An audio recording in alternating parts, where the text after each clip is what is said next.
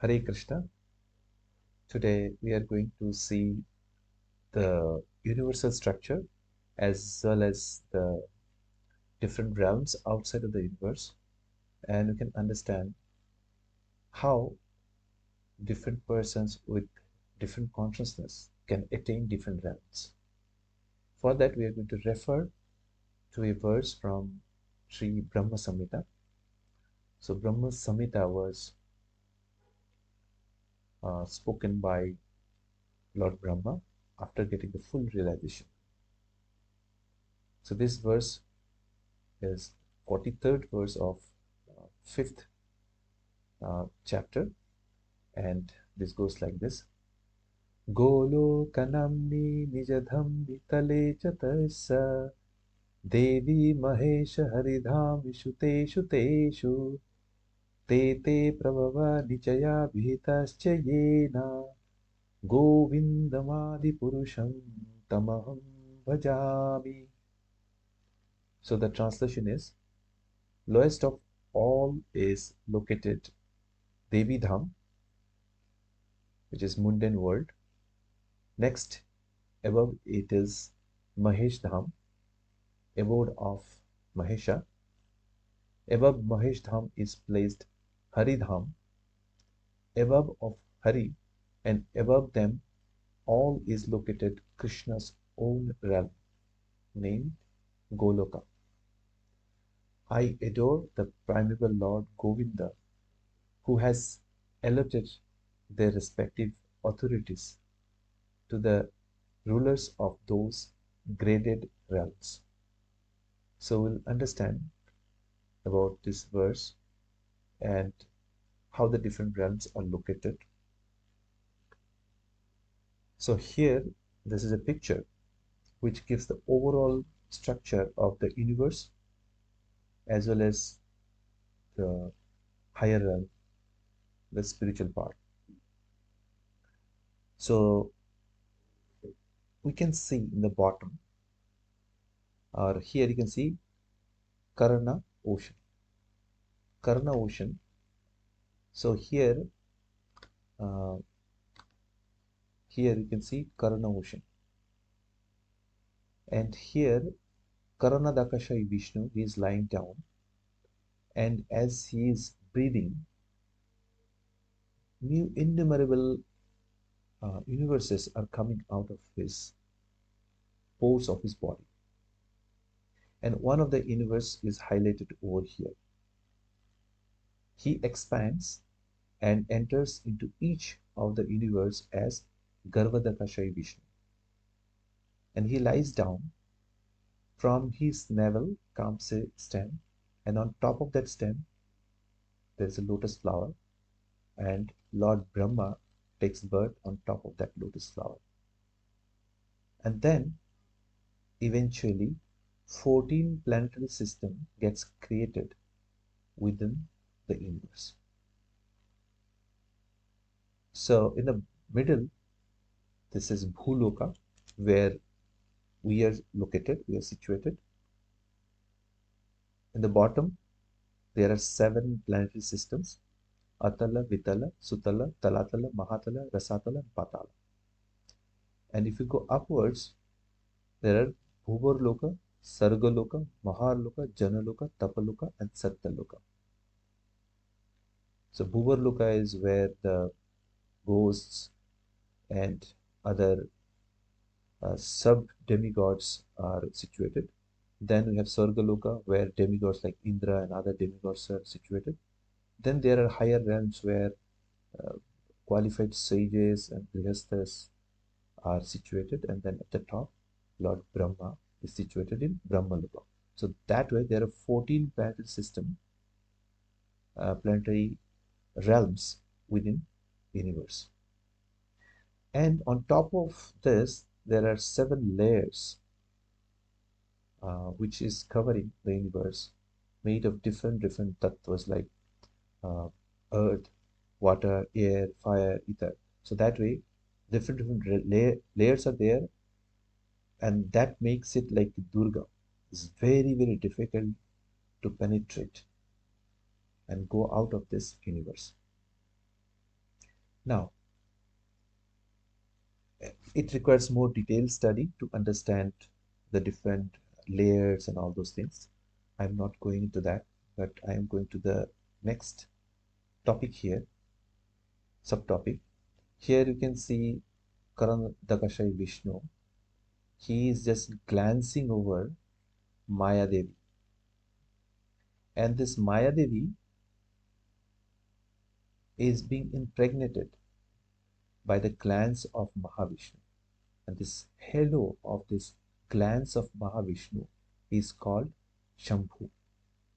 So that Shambhu or Lord Shiva carries the living entities to Maya Devi. And that way, this Mahat Tattva gets impregnated, and eventually from there all the living entities come. And from his bodily pores comes this golden shaped, egg-shaped universes.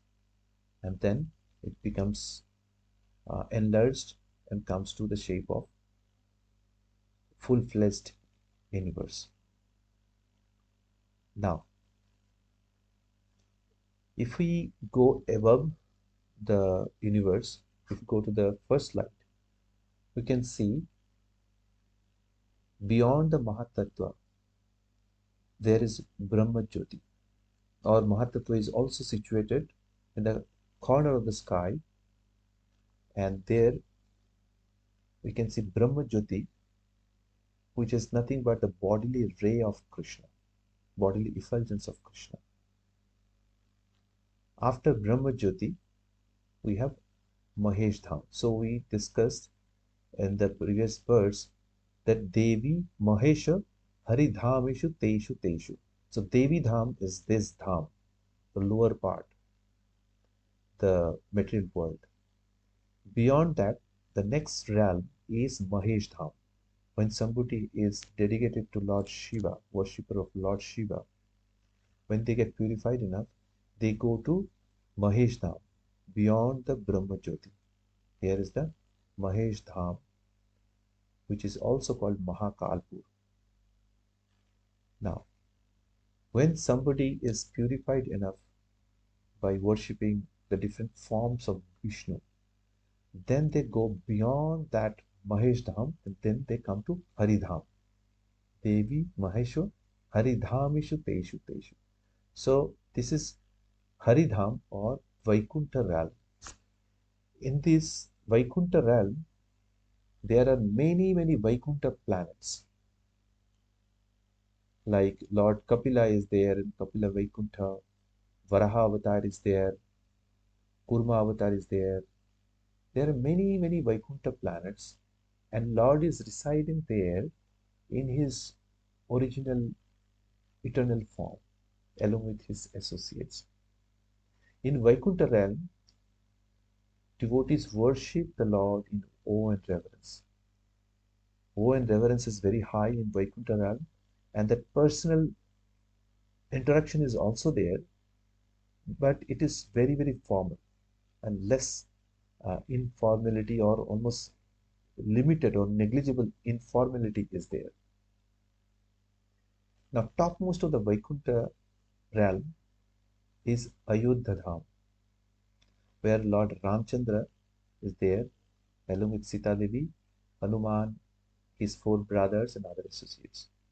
So, Ayodhya Dham is topmost of the Vaikuntha planets, where there is much more informal relationship. Though it is very formal, but it is much more informal compared to the other Vaikuntha planets.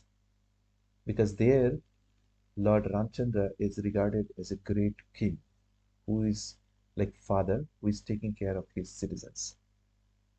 Now, when you go beyond Ayodhya Dham, we come to Goloka Vrindavan. And in Goloka Vrindavan, there are also subdivisions like we have Dwarka, Mathura, Shvetadip, then we have Vrindavan Dham. In Vrindavan, Lord Krishna is there with Radharani and all his other confidential associates. In Goloka, the relationship is very informal.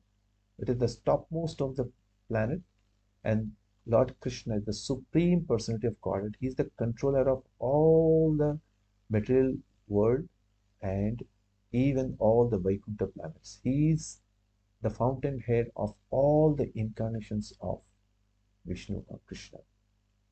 And he is there in the topmost planet, which is Goloka Vrindavan. There he has very informal relationship with all his associates. His friends, coward boyfriends, play with him just like another coward boy. They also defeat him and he accepts defeat from them. This is so informal. He is not behaving there like a supreme lord. He is also having uh, his relationship with the confidential uh, gopis out there, and it's very informal relationship.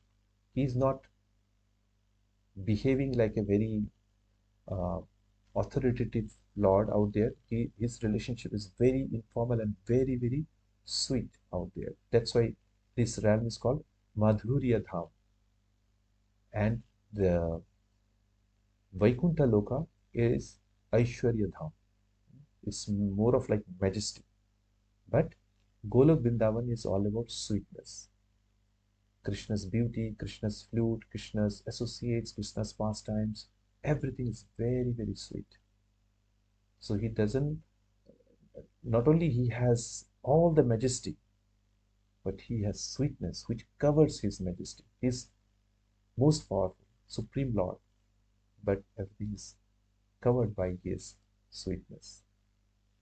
So Gaudiya Vaishnavas always aspire to go back to Godhead, and that too in Golok Vrindavan, to be associated with the Supreme Personality of Godhead. And for that, they chant the holy name Hare Krishna, Krishna Krishna, Hare Hare, Hare Ram, Ram Ram, Hare Hare. We chant the Hare Krishna Mahamantra, and we also hear Krishna Katha to purify ourselves along with other limbs of devotional service, so that we can eventually get purified, attain Krishna Prem, and eventually attain Golok Vrindavan. So that's what I wanted to communicate today. Thank you for your time. Hare Krishna. Srila Prabhupada ki Jai.